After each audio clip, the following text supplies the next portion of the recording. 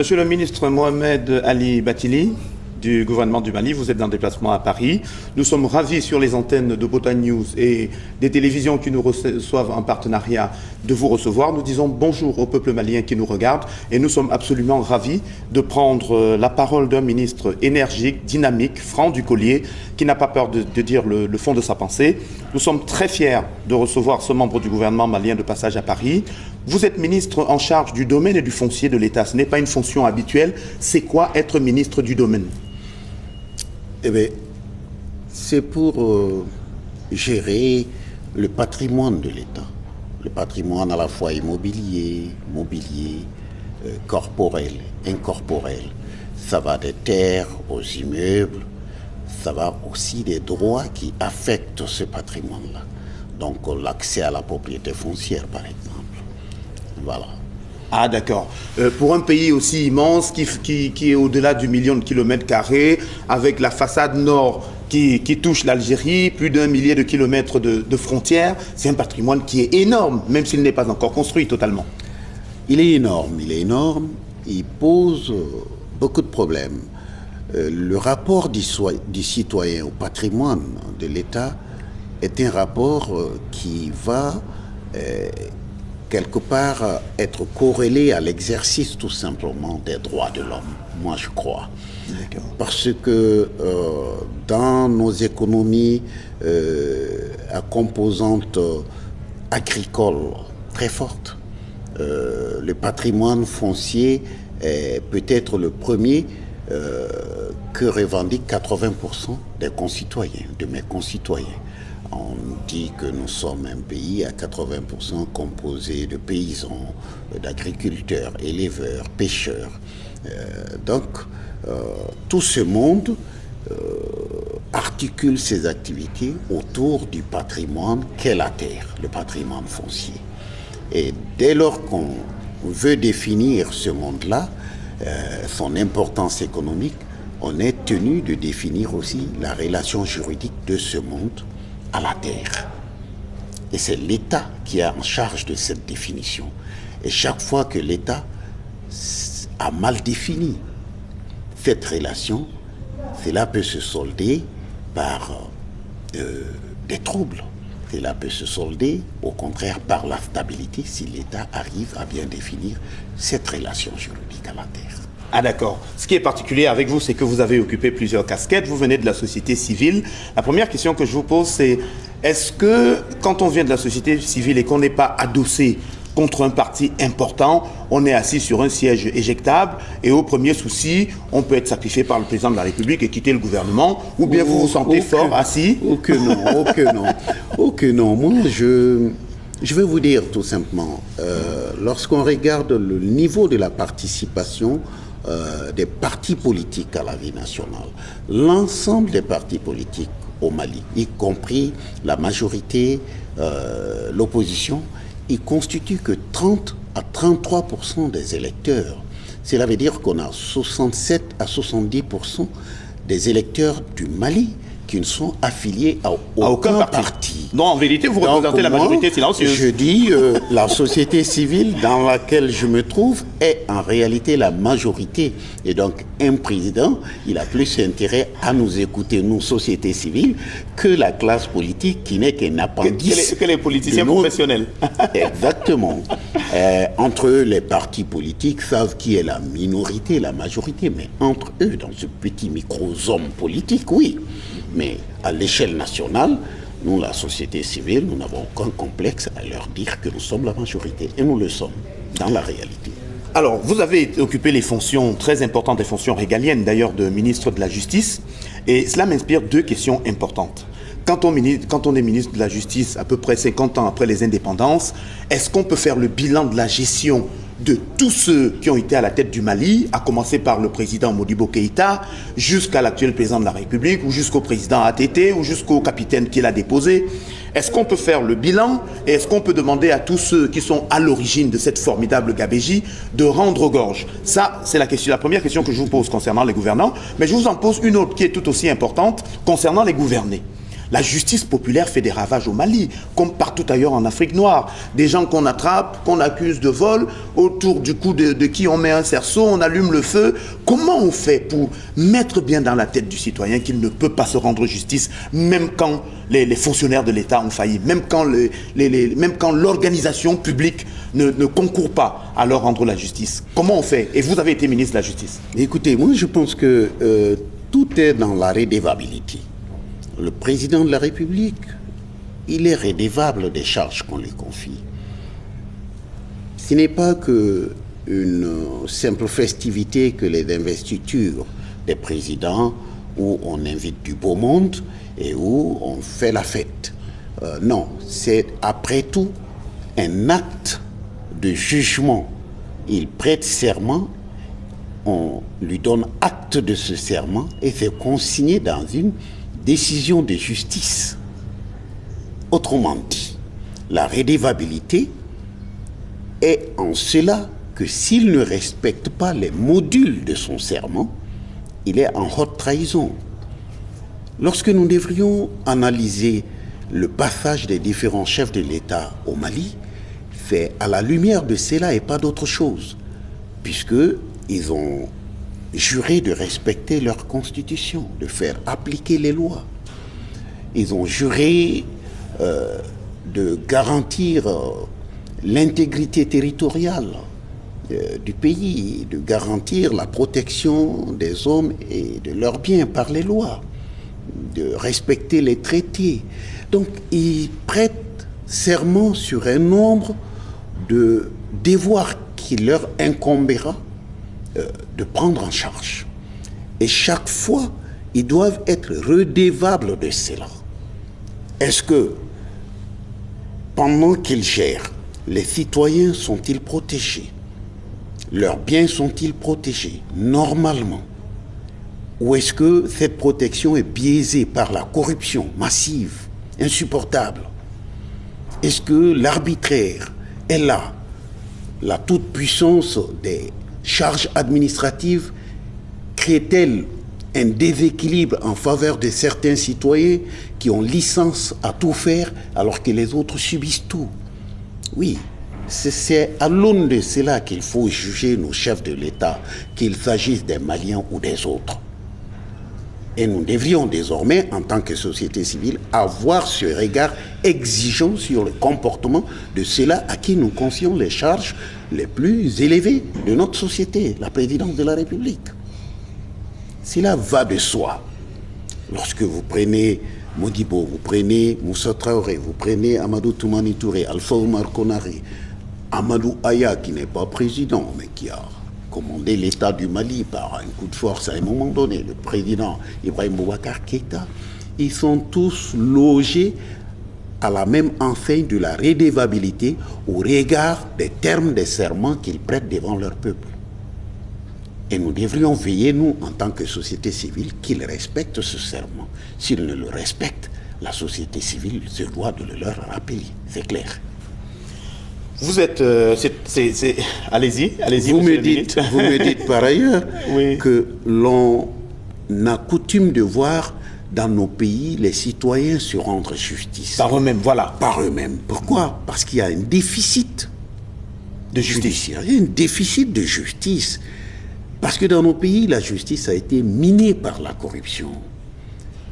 Et elle ne s'intéresse qu'aux affaires qui leur rapportent des choses. Donc, la petite délinquance est presque sans valeur pour le juge, parce que ça ne lui rapporte rien. Et pourtant, le préjudice causé à la victime est réel. Seulement, c'est la justice qui ne prend pas bien en charge cela. C'est tout. Et donc, l'instinct de justice est naturel. En fait, le besoin de justice est naturel. Et si on confie à des institutions de rendre la justice, qu'elles ne le fassent, eh bien, c'est normal que les victimes se substituent à ces institutions-là. Vous savez, lorsque vous regardez l'Orestie, c'est cela en réalité, lorsque dans la tradition grecque, Zeus était sur la terre, parmi les hommes. On allait dans les temples où il officiait et il rendait justice en longueur de journée aux gens. Et puis un jour, il s'est fatigué, il a dit, les hommes, ils n'arrêtent pas de se quereller. Et moi, Dieu, je n'arrive même plus à assumer le reste de mes fonctions. Et j'ai envie de me reposer en plus. Donc, je ne profite pas de mon statut de Dieu, je monte au ciel. Je vous délègue les fonctions de juger entre vous, parce que sans cela, vous ne vous entendrez jamais. La question est de savoir qu'est-ce que la justice est devenue après que Zeus nous l'ait confié. Qu'il soit monté. Voilà, c'est tout. Alors, vous avez aussi la particularité d'être originaire de Caille. Oui. Et les 9 ou 10 communautés qui constituent la collectivité territoriale de Caille se sont plaints au cours de différentes interventions publiques auxquelles j'ai assisté, parce que j'ai un attachement très profond au Mali, du fait que la région de Caille est laissée pour compte, parce que selon les habitants de cette région, elle n'a jamais été représentée au plus haut niveau de l'exécutif au Mali. Le président Ibrahim Boubacar Keïta vous a nommé pour vos compétences, pour son amitié pour vous, ou parce que pour une fois il a trouvé quelqu'un originaire de Caille pour mettre au gouvernement et contenter les gens de Caille. Je crois qu'il ne m'a pas pris parce que je suis de Caille. Mais il le savait. Il le savait, mais je pense que la région de Caille, c'est vrai, est une région économiquement très forte, avec des potentialités économiques très fortes, beaucoup de mines d'or, des richesses en minerais qui ne sont pas exploitées, c'est clair. Mais il y a un problème entre la région de Caille et la conduite des politiques publiques du Mali. C'est très simple. C'est que les ressortissants de Caille sont pour la plupart des migrants. Ils partent, ils vont se battre dans les déserts, contre les mers. Ils vont dans des pays où ils n'ont aucune attache. Ils vont chercher de l'argent et quand ils le trouvent, leur fierté, c'est de le ramener au pays. C'est de faire des réalisations, parfois même de prestige et au-delà de la satisfaction des besoins fondamentaux de leur famille. L'État considère donc qu'il ne leur doit rien et qu'il n'a rien à faire là-bas. Non, l'État se dit que eux arrivent à se substituer à l'État dans ce que l'État aurait dû faire. Et il y a des régions où l'État intervient massivement et ces gens-là n'ont aucune tradition de migration. Et pour leur apporter ce que les immigrants apportent eux-mêmes à leur village. Je crois qu'il y a cette forme d'incompréhension. Mais quelque part, nous disons qu'il faudrait le corriger. On est obligé de le corriger. Il y a un certain nombre d'infrastructures qu'il faudrait mettre dans ces régions-là, telles que les routes, au moins pour faciliter l'accès aux sites, aux villages. Ça, c'est du devoir de l'État. Quelle que soit la force des migrants, ils ne pourront pas faire ça. Or, en ne regardant pas trop la région de Caille, souvent, c'est ce côté-là que l'État oublie et qui fait mal à nos immigrants qui disent « nous faisons tout et l'État ne fait rien ». D'où la revendication récurrente. D'où la revendication récurrente. Et ce n'est pas à tort qu'ils le font. L'État doit assumer un certain nombre de travaux d'infrastructure, qui tardent à venir dans la région de Caille. Est-ce que comme ministre, vous relayez ces informations? Oh, je le relaie. Le ministre de l'équipement est mon meilleur ami. Ah, d'accord. Et je n'arrête pas d'interroger son budget par rapport au nombre de kilomètres de route qu'il va faire dans ma région. Ah, d'accord. Et souvent, je lui dis, je suis jaloux de vous. Vous êtes en train de faire des échangeurs à Ségou, alors que Caille demande juste une bonne piste circulaire. Donc, le prochain budget, je vais le regarder et vous verrez si je vais m'opposer, si jamais je ne trouve pas de route pour Caille. Ah, d'accord. Le président Ibrahim Boubacar Keïta était au 3/5e de son mandat. Il a fait beaucoup de choses extraordinaires. Il a déployé une énergie formidable. Et il faut lui rendre cette justice que malheureusement, beaucoup de ce qu'il fait n'est suffisamment relayé ni au Mali, ni à l'extérieur. Et tout laisse à penser qu'il estime qu'il n'a pas fait tout ce qu'il avait prévu de faire lors des promesses électorales. Il va sûrement se représenter. Vous le connaissez, vous connaissez son intégrité, vous connaissez son patriotisme. Il a beaucoup d'amitié pour vous. Est-ce que vous pensez qu'il va se représenter et est-ce que vous pensez qu'il a une chance de réaliser son programme? Je souhaite qu'il ait toute la santé et la vigueur possible pour qu'il se représente. Vous savez, le président Ibrahim Boubacar Keïta, que j'appelle affectueusement mon grand frère, parce que c'est comme ça que je l'appelais avant de venir... Au Mali, on dit Koro. Koro. Mais donc, quand il a pris ce pays-là, les gens ne s'imaginent pas jusqu'où il était en décomposition. C'était un pays détricoté. à la fois sur le plan géographique, institutionnel, économique, culturel et tout. Un pays en déconfiture totale. En décrépitude. En décrépitude. On avait peut-être quelque chose qui était la photocopie de ce que le Mali était, mais c'était même pas sûr qu'on pouvait certifier conforme cette photocopie-là, tant on s'y reconnaissait dans aucun domaine. Moi, je dis que très bien, c'est pas parce que j'appartiens au gouvernement, j'aurais pu ne pas appartenir au gouvernement. Et même si j'appartiens au gouvernement, cela ne m'empêche pas de critiquer si je pense qu'on doit critiquer. Mais je crois que tous ceux-là qui critiquent en ce moment notre pays, de par leur rôle dans les institutions politiques, les partis politiques d'opposition et tout, ils ont tous géré le Mali. Non, je n'en vois pas un seul qui n'ait pas géré le Mali. Et je n'en connais aucun qui me dise, mais on a dilapidé ce que moi j'avais construit au Mali. Non. Leur bilan, ils ne le touchent pas. La critique est facile. Moi, j'ai jamais géré le Mali. J'étais dans la société civile. Et j'ai travaillé en tant que société civile. Mais tous ces hommes politiques-là, ils ont eu à prendre des graves décisions dans ce pays. Et ils ont eu à dire, nous allons venir à la démocratie. Mais vous savez, lorsque les Maliens, comme les autres Africains dans les années 90, ont dit, on va aller à la démocratie, ils ont tous simplement vécu et vu la démocratie comme l'organisation d'élections et la création de partis politiques avec des journaux libres qui disaient ce qu'ils pensaient. Tant mieux. Mais la démocratie, c'est pas que l'aspect de l'environnement politique, il y a le social-démocratique. Et ce social-démocratique-là a été laissé pour compte. Faisons le bilan de ce que même ces gens ont voté comme loi. Quelle restitution de ces lois ils ont fait à leur peuple? Parce qu'ils les ont pris, ces lois, dans des langues telles que le français ou l'anglais, qu'ils n'ont jamais restitué. Moi, je me rends compte, je suis ministre des Domaines, je me rends compte que le citoyen malien, après 25 ans de démocratie, 55 ans d'indépendance, ne sait pas le b.a.-ba des procédures d'accès à la propriété foncière. C'est extraordinaire. C'est extraordinaire. Et voilà tous les gouvernements qui s'en sont allés claironner pendant tout le temps et dans tous les forats du monde que l'Afrique ne se développera pas sans le développement agricole. Mais où est-on allé? Qu'est-ce qu'on a fait de ce développement agricole? On a tout juste épinglé le président dans des discours plongés dans du formol. Bon, ça ne bouge pas. Ça ne bouge pas.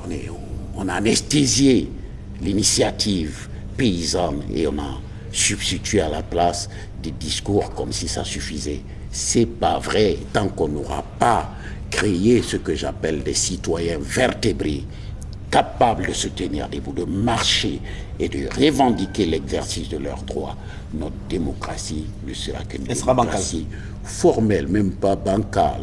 Ce serait vraiment juste des mots et des mots qui ne suffisent pas. Vous avez un franc-parler qui surprend, surtout compte tenu des fonctions que vous occupez. Je vous soupçonne, même si vous ne le savez pas encore vous-même aujourd'hui, je vous soupçonne de vous lever un matin dans quelques années et de dire « et pourquoi pas moi ?» Mais si cette idée devait me visiter, j'en aurais aucun complexe. Mais je dis bien, mais une chose est là, c'est que si je suis venu à la politique, c'est parce que, en tant que société civile, je ne me trouvais plus d'avenir dans la gestion politique qu'on a fait de mon pays.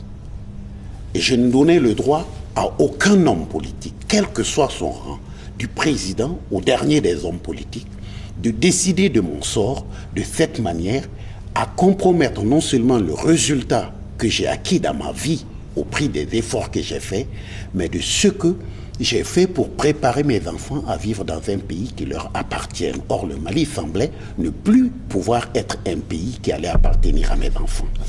Donc, j'ai suivi les hommes politiques, mais j'ai pris mon discours. Je veux dire que si demain, et je ne trahirai jamais, jamais de la vie, le président Ibrahim Boubacar Keïta Il est dans sa lancée. Je dois le soutenir. Je dois l'aider. Et c'est en cela qu'il m'a appelé. Mais si demain, il n'est pas là, je ne vois pas pourquoi moi, si je dis je veux y venir, je ne viendrai pas. Les gens croient que le dire, c'est déjà se révéler. Mais pourquoi pas? C'est des gens de mon âge qui, depuis 10 ans, cherchent à être président au Mali. Ils n'ont pas ce monopole. Pourquoi pas? Moi, je ne me réveillerai pas de mon lit avec la même velléité. Non. Monsieur le ministre, merci pour votre patience. Madame Eugénie Dieki, notre directrice générale, va vous poser 2 ou 3 dernières questions avant que nous nous libérions. Les auditeurs de Bota News, des chaînes partenaires et les auditeurs maliens vous disent par ma voix, bon vent. Merci. Merci beaucoup.